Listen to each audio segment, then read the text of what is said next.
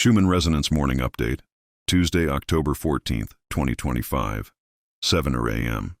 Eastern. The Tomsk spectrogram has reawakened after a short data hiatus, and what it shows is a scene of calm coherence layered with quiet adjustments beneath the surface.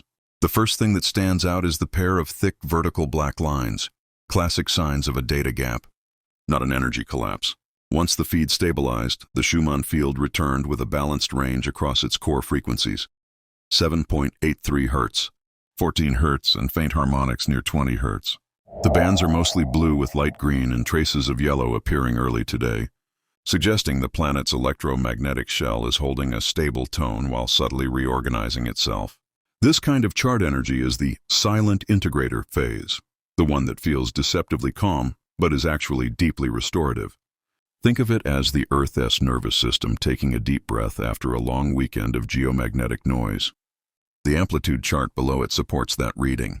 Small peaks touching the 5 to 6 range, a few brief spikes near 8, and a mild pulse around midnight Tomsk time that correlates with a short geomagnetic flutter.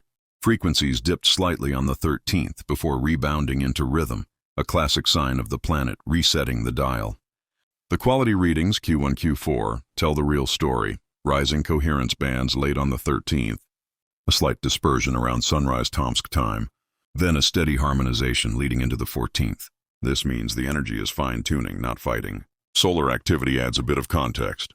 The residual CME stream from October 11-12 brushed Earth's field again late yesterday, giving us that static shimmer that many sensitives feel as ear pressure, odd dreams, or bursts of emotion.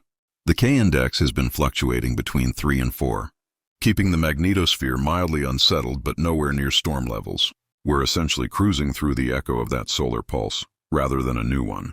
On the global front, Schumann, Italy is reading nearly identical resonance patterns, steady harmonics, calm amplitude, minimal noise.